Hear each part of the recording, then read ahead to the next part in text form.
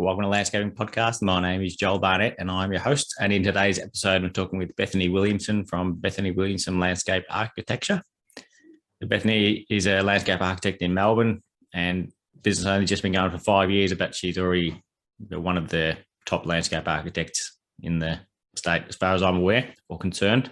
Some of the stuff she does is just amazing. And it's she's one of those designers where you look at the projects that she completes and it's just something about it you can't put your finger on, but you just know that it's been done with a lot of thought and it all works well together with its surroundings and the house. And that makes sense because she does enjoy architecture, so she likes to make things work with that. And I like how while she was studying, she also worked for a company in Adelaide doing a bit of work, and also went over to the United States to work over there for 6 months as well. So it's great to work for different companies to see the different way they do things. And then she went on to work for Ian Barker and ended up there for a while. And a great piece of advice she gave her from working there was that she was running the business like it was her own.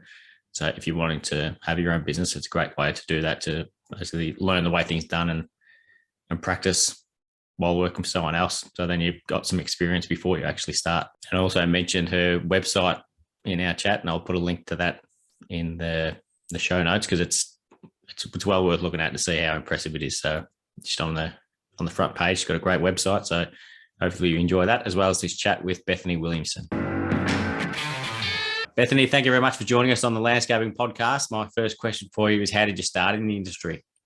Yeah, thanks so much for having me on. I'm looking forward to chatting today. So I kind of fell into the industry, to be honest. It was not something that I had planned. It wasn't like a lifelong dream that I wanted to be in. I didn't know you could be a landscape architect. Like, it wasn't, when I finished high school, it was not something that I even knew existed at the time.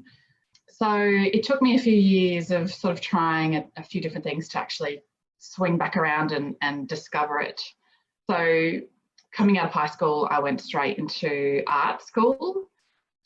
You know, tried that for a little while, wasn't quite my thing. I started studying interior design and sort of really, I really enjoyed that initially. I didn't quite finish that. I sort of got partway through and realised again, it's not really sitting well with me. And then I decided to work for a few years. So I was working in a furniture store, sort of, you know, their interior consultant. And I remember I was sitting with my sister on the day that applications closed for uni, and I was just like, I need to study something. And I had the massive book, the big wad back then, that had every single uni course that you could possibly apply for. And we sat there and went through the entire book from start to finish. And landscape architecture was the only one out of the entire book that I wrote down as a possibility. So I applied, got in, and sort of just loved it straight away. Now, whereabouts did you study that? So I grew up in Adelaide, and I went to Adelaide Uni. So, you know, it was an initial sort of 3-year design course, which then led to a final 2 years master in landscape architecture. So yeah, it was really good because we were together with the architecture students and urban design students. So we did all sorts of design, from, you know, designing a bus shelter to a bird hide to a house, you know, apartment blocks, you know, all of it. So there was a really good design-based start, and then sort of focused more on landscape in the last couple of years of that. So did you do much horticulture in either the first 3 or the second 2 years? No, look, and I think I don't know if uni courses have changed, but I know from speaking to other people that have been to other unis that there is not a focus on planting, which I think is such a shame, because, you know, plants are the soul of a garden, you know. and I feel like a lot of public spaces that we see, people, you know, comment that it's all Lamandra Tannica and that's all that happens, but I feel like that's because there is no plant-based focus at uni. I did one subject in 5 years of uni that was on planting, and it was predominantly Australian native plants from a particular area, and that was the extent of it. So I am passionate about plants. It's something that my gardens are very plant focused. And so that was something that I guess discovered a passion for along the way. As I was developing my design style, I was also discovering planting, and that's sort of how I became really passionate about plants. So hard work and research. Yeah, it's crazy that you can study something for 5 years and there's it's such a small amount about plants. And I have a master's degree in landscape architecture, and I was not qualified to do planting. It is actually really, it's a shame. It's a big shame. It makes a lot of sense when you say that you were studying art and then interior design. Like they both work really well with landscape architecture and being creative like that. So have you always been creative?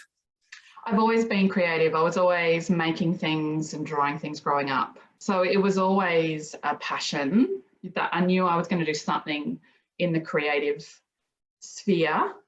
And it was quite funny, I initially really enjoyed, I guess, studying art is just quite free. There's so much you can do with that. And then funneling down to interior design was more sort of hands-on. It was more about things.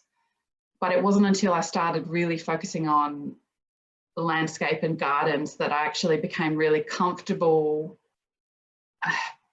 in that sort of design space. And maybe it was because it was, it wasn't a room. It was more of a space, more of a feeling. And I think that's sort of what grabbed me quite early on. So once you finished your masters, had you been doing any placements or anything like that as part of it, or do you just finish and then go to work for someone? Yeah, so I am very ambitious. I am very driven. Like I kind of figure out what I want, and that I guess I make things happen to get to it. So my uni days were quite busy. So during my first year of uni, I saw an ad for the Fleming's Student Design Competition. Back then, that was a competition that was run by Fleming's Nursery. The 4 finalists had their gardens built at the Melbourne Flower and Garden Show. And I saw an ad, it must have been in a Burke's Backyard magazine or something, just advertising the competition. So that was my first year of uni, and I just went, right, let's do it. Put in an entry. 2006, so 2005 was my first year of uni, entered that year, came through as a finalist, had my garden built in 2006 and ended up winning that year somehow. And that was amazing. Like, you've been to the show, you've had the buzz. It's a great atmosphere. It's a great place to be, and to be at the beginning of my landscape journey and have that happen, it was a big boost, and sort of helped me steer sort of towards where I wanted to be in the design sort of world. So 2 years later, I decided to enter again. I was a finalist again 2 years later, didn't end up winning that year.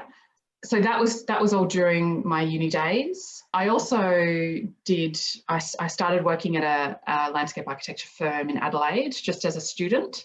A lot of admin tasks, a little bit of drafting, putting award submissions together, but it gave me an opportunity to see how a firm runs, who does what, how it all is set up. And then, so I started working there in my 3rd year uni. During my 4th year uni, I applied for an internship at a big firm over in the States, got into that, took 6 months off, lived in Florida, working for 6 months. Oh, nice. I was there living in a house with 5 other interns from all different countries around the world. And, we lived together, we worked together, we traveled together. We still keep in contact, so many years later. And again, it was another sort of experience of another type of firm doing some incredible international projects. And yeah, it was a great time of my life. Yeah. So I came back to finish uni, and then, it all sort of went from there. Now, what was it like? What was it like in the States compared to working in Australia? Like the way they do things, is it similar or?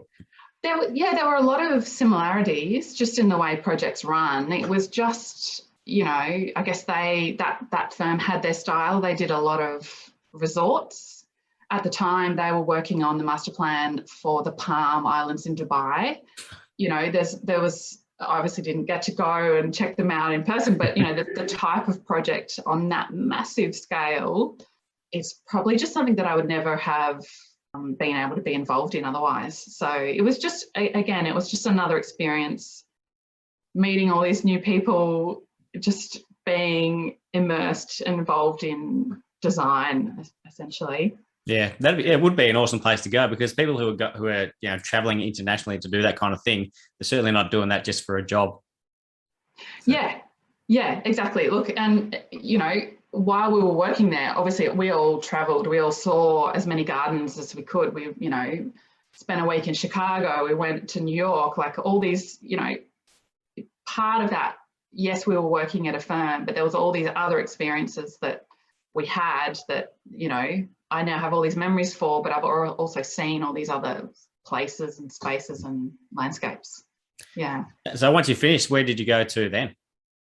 So as soon as I finished uni, I knew fairly early on in my uni life that I wanted to focus on residential landscape. And it's not a path that is common. If you study landscape architecture at uni, it's almost expected that you go into a large firm and become a landscape architect and do the larger scale sort of commercial projects. And I knew early on that that was not where I wanted to be. My brain is much more detail focused, and from my experiences at MIFGS and meeting all those people and discovering the residential side, I knew that that's where I was going to fit in. So I had made contacts through my 2 MIFGS gardens. Bruce Stanley built my first show garden, and meeting his team and all the rest. And then 2 years later, Ian Barker built my second garden. And it was just in chatting with him, I sort of mentioned that when I was finishing uni, I was going to move to Melbourne. And it was just really reconnecting with contacts that I'd made through that time. Ian had offered me a job, and I basically finished up uni, moved to Melbourne. I didn't know anyone in Melbourne, moved across for my career, essentially. I made the move for my job and started working with Ian the next year. All right. That's not a bad start too, especially having those 2 build your garden at MIFGS as well. Yes, and meeting all of their teams. I know Bruce was on recently, and his team at the time was Paul Hamilton, and there was Sam Colley, like they were all in that team. So the gardens were built by some really great landscapers who are now doing some really, they're the top rung sort of guys at the moment. So yeah, I made some really great contacts, and their relationships that I guess have built over a number of years. And I guess relationships are a big part of our world, building relationships with all sorts of different people. So yeah. So then when you were working with Ian, were you involved in a couple of the garden shows as well? Because you were there for quite a few years, weren't you? Yes, I was there for a long time. So I was involved in most of the garden shows, which again, I love MIFGS. It's a great buzz. It's a great, thing to be involved in. So yeah, so I was employed as a designer. So I got the opportunity pretty much from day one to be sketching, to be drawing, designing every day. And so coming out fresh from uni, sort of getting thrown in and drawing jobs straight away, I'd never designed a swimming pool before, and I was drawing gardens. I was designing gardens straight away. So it was a really big learning curve for me for the first couple of years, just sort of refining my style and just, I guess, building my confidence as a designer. So, yeah. So did you, because I know like you did art and you said you were doing drawing early, and some of your drawings are insane how awesome they look. And so did you do any like education for that, or was it just all natural?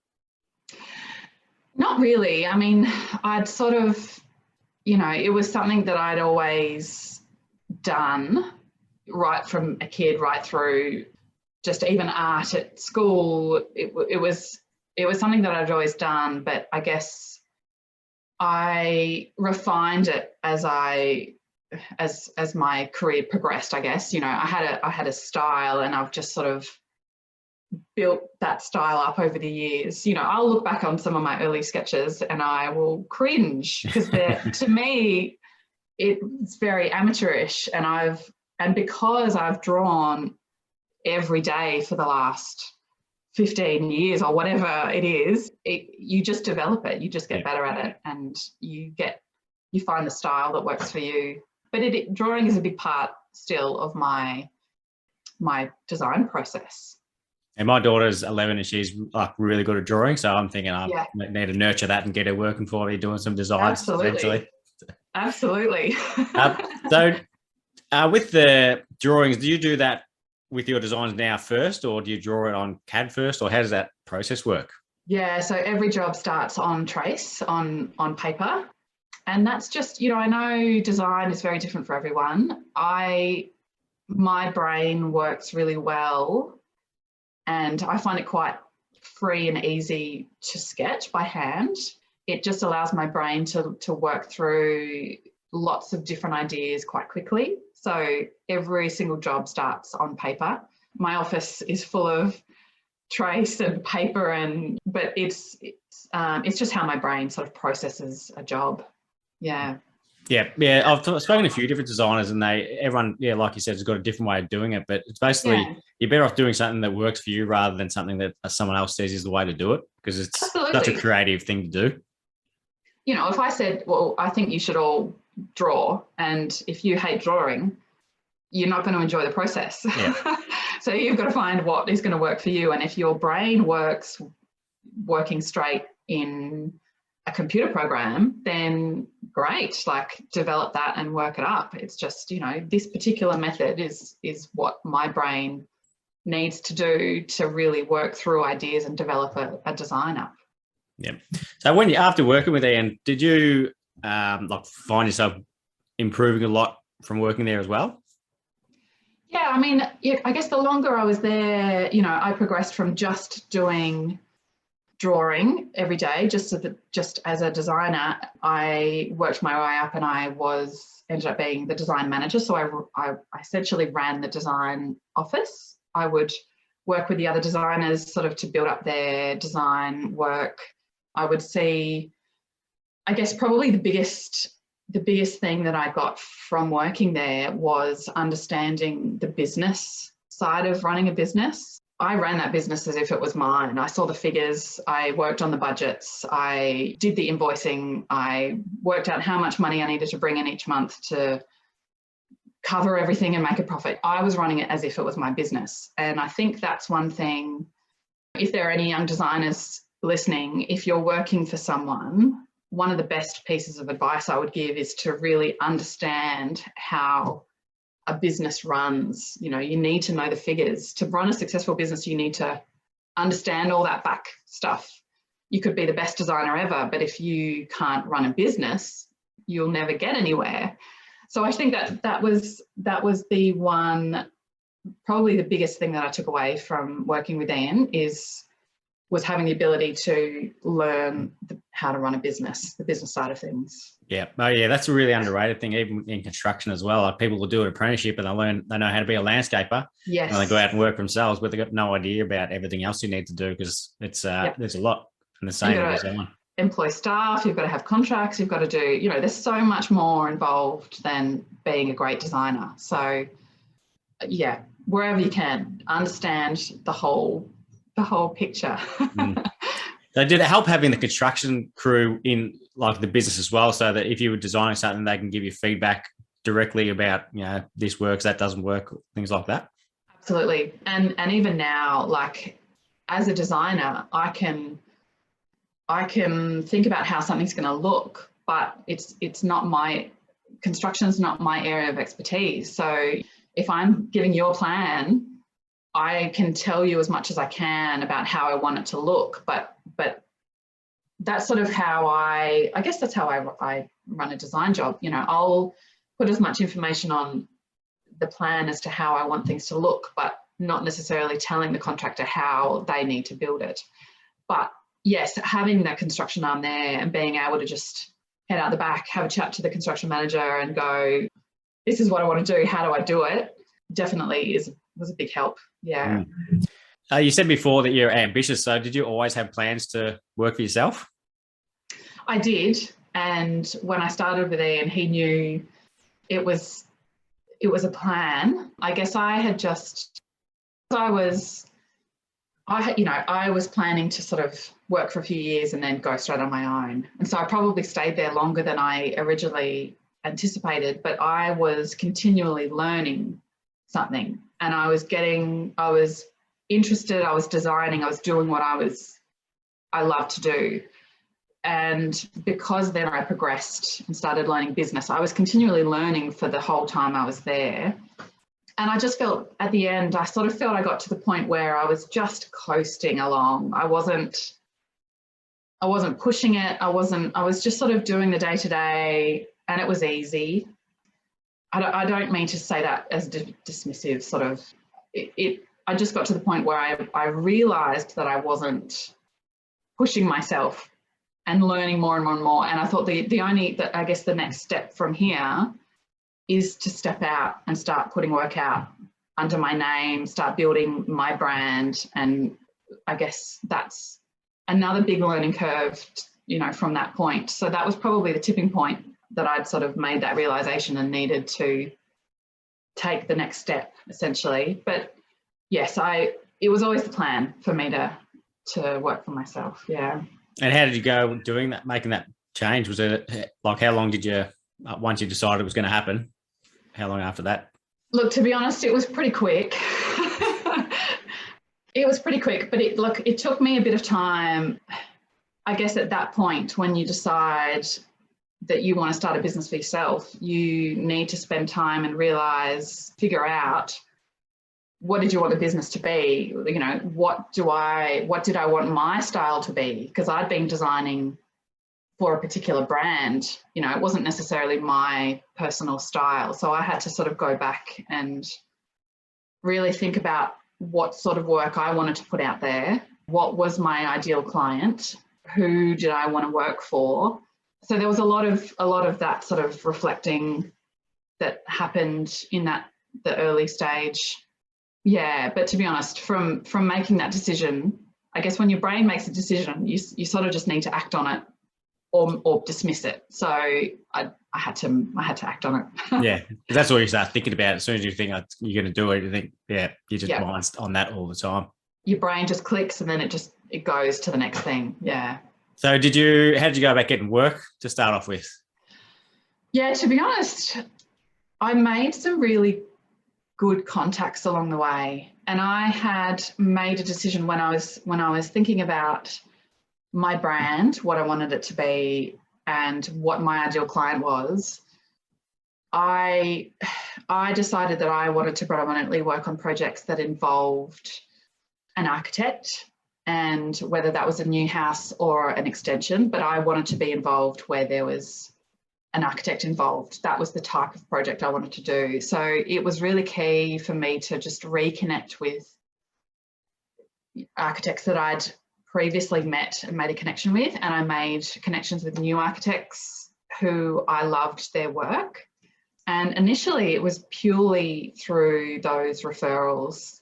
I connected really well with some key architects who I still work with today, and they just started feeding me work. And you know, if you get a referral from someone, if you've spent however many years with an architect building up a relationship with them, and they tell you, I think you need to go and speak to this person, you will do, you know, you trust your architect, you will follow that referral. So it was actually, it fed me a lot of work early on, and I pretty much from day one, I've not been quiet. Like, it's just sort of built and built and built, and those referrals have turned to other referrals, and then they've talked to their friends, and it's just built quite quickly. And all those original ones are still continuing on as well. So it's all just snowballing. Yeah. It's just snowballing. And look, to be honest, I've just, my business has only turned 5 in the last couple of weeks. Like in business terms, I'm still a baby. Like, and I've had to reflect recently. I was putting a lecture together on planting, and I sort of went back to look at my journey, and it's really, I think it's really key to sort of pause every now and then, because 5 years of business has gone so fast, but it's felt like such a long time, and I've done so much in that time that you really need to every now and then just take a breath and look at what you've done, how much you've done to this point, and then really evaluate how then, what is my next 5 years going to look like. So yeah, it's been an interesting few weeks. Yeah, and happy birthday for your business. Yes, thank you. Yeah, I agree 100%. Like I was just thinking the other day, that 7 years ago, I was talking to a fellow last night, 7 years ago, our average job was 25 grand, and now our average job is the same, but with a 1 in front of it. So exactly. It's just gone insane.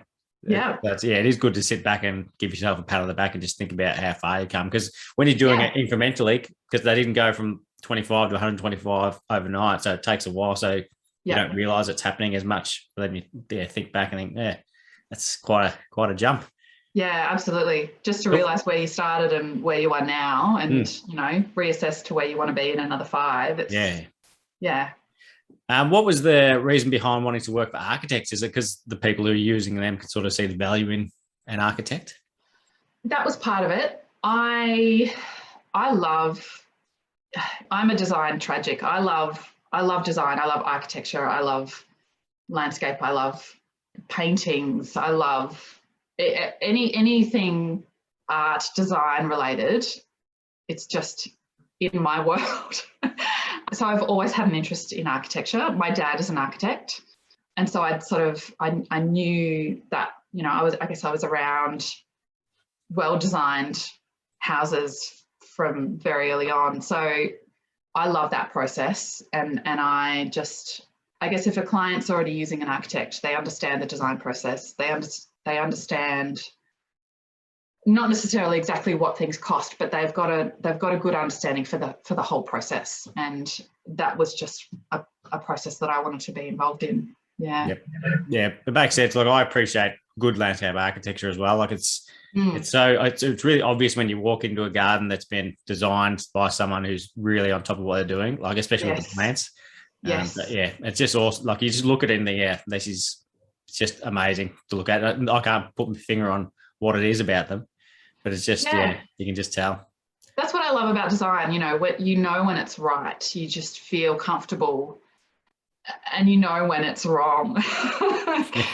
And I feel like a lot of the time planting is key with that. That's why I put so much focus on planting in my gardens, because you can design the best garden. It can have the most amazing structural elements in it. But if you put the wrong plants in, the garden will never look good and it will never feel good. So you need to know plants. You need to understand how they grow, where they should grow, what they're going to sit next to, what they're going to grow under. You've got to really, and it's about research.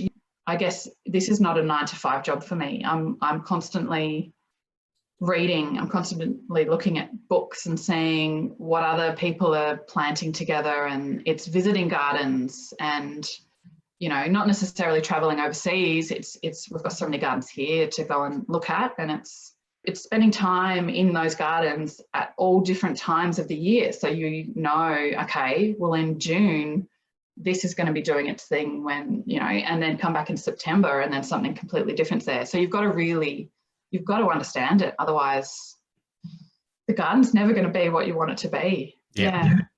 Yeah, and a lot of people who don't quite know what they're doing, they'll design a garden that's looking good for the day that they design it. But so with a bit more depth, you're thinking long term and throughout the whole year and that sort of thing. So that's one of the big differences. Yeah, absolutely. I've seen you do a couple of jobs back in South Australia as well. So how did those jobs come about? Was it just through contacts that from when you were there? Yeah, so early on, My dad's an architect over there and he's in the residential world. So some of those early Adelaide jobs were through his firm. And again, I sort of find the architects that I work with, I really like their style, and it's easy for me to then sort of work in sort of with the style of the house that I really like. So I really like the style of projects that he works on, and there was just a few early projects that I worked on with him that sort of grew from there.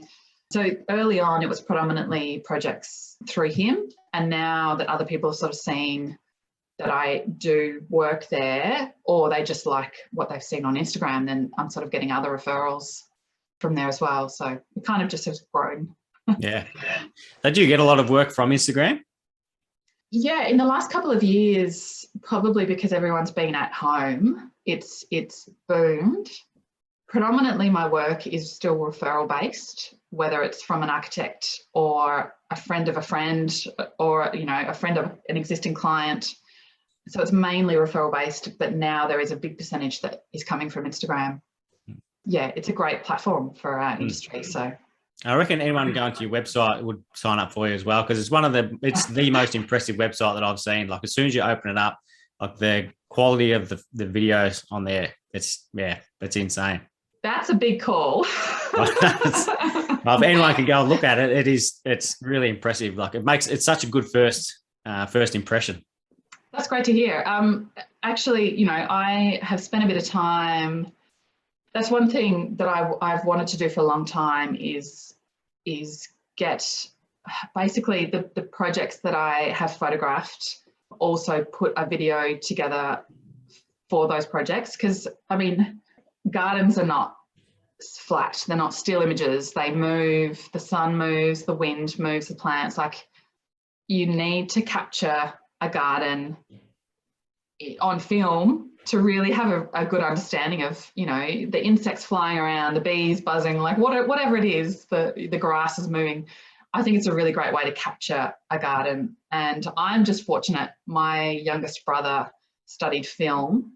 He's a great editor. So he has put all my videos together. He's put them to a soundtrack and he's just captured them. I give him a brief or a feeling that I think the garden has or I want to create, and then he captures it and puts it to a music track, and he's done a great job. Yeah, absolutely. And so you said you were insanely busy pretty much from the start. Have you had any staff you've put on? Yeah, so fairly early on, I had a part-timer come on to really just help with drafting. And she was someone that I had worked with previously, and we built a great working relationship. And she wanted to move over with me, and we just sort of developed it. And she still works for me today, just on a part-time sort of basis. And just in the last 2 months, I've put on another full-time designer. I've just renovated an office space. So that's another big step for the business. So I now have an office, I've got a full-timer, business is moving ahead. Yeah, very nice. Where were you working from before that? Just from home? I've been working from home for the 5 years prior, and I loved it. I guess COVID didn't make any difference to me. I was already working at home, I already had a good setup, and I loved the simplicity of working from home. But now my little boy turned 2 a couple of weeks ago, so having a space that I can go to a little bit more professional. I've now got a full-time staff member. It was just the next step in the business. Yeah. Have you had many clients come in there yet? Not yet. It's not officially finished. We're working in there, but there's still there's furniture pieces to come in. There's probably a couple of months still to have it finished off before I'll be inviting people in. So yeah. With having another designer on, is it like it's only been a couple of months, I suppose, but is it in your mind to think how the challenge is to not make them sort of just do drafting and have them show a bit of creativity? Absolutely. And look, we had a big planning session this morning, and we were talking about that, about where she wants to be, about what she wants to do. And I think it's really important, because I was given that opportunity early to draw, to design, to develop my style, I think it's really important for her to do the same thing. And so we sort of talked about how it's going to be best for me to help her develop a style under the sort of the BWLA brand. But I think it's important for her to be making design decisions, to be doing design work. Absolutely. You need your staff to love their job and stay with you. And so the way to do that, I think, is to keep them engaged in the work, keep them involved. I asked her opinion on a tree yesterday because I was stuck, and I value other opinions. I think that's really important to keep them engaged. Definitely. Yeah, that'll help keep you fresh as well, like another head in the game. Because if you're stuck on something, just someone else looking on it with fresh eyes, or just going, right, what about this tree, or what about this? It might just help you then think about something that you might not have thought about before. So yeah, definitely. So what's coming up in the future for the business? Do you have any plans to do anything different to what you're doing now? That's a great question. And look, I feel like I've been running a marathon for 5 years, and I haven't really stopped to properly process, I guess, where we've landed at the moment and where I want it to go. I don't want to be doing too much different. Like, I've got a really nice mix of projects, from sort of city projects through to sort of really large rural projects. Somehow I've just managed, I'm nearly 50-50 in terms of sort of the smaller city stuff versus the large rural stuff. And I love that type of work. And so I just want to keep that mix of projects, just keep developing relationships with other architects, and see where we are in another 5 years. Yeah. Well, yeah, it seems like it's going well. So yeah, you might as well keep ticking along the way it is. Yeah, at some point I should probably reevaluate, but at the minute I'm really happy with where it's going. So I'm just gonna keep working hard. Yep. To see where we end up. And last question for you is, what is your favourite plant? You can't ask me that question. Do you know what? I don't actually think I can answer that question. There's too many. And I probably should have thought about that before now. Look, to be honest, if we're talking sort of flowering plants or perennials or grasses, I love panicum as a grass. I think it's underrated and it's great. I'm going with an agastache blue boa. It's my favourite flowering plant at the moment. I don't know. They're my top two for the minute. There's a couple of good ones. Bethany, thank you so much for coming on today. Absolutely appreciate your time. So thank you very much, and good luck with the future. No worries. It was really good to chat. Thanks so much.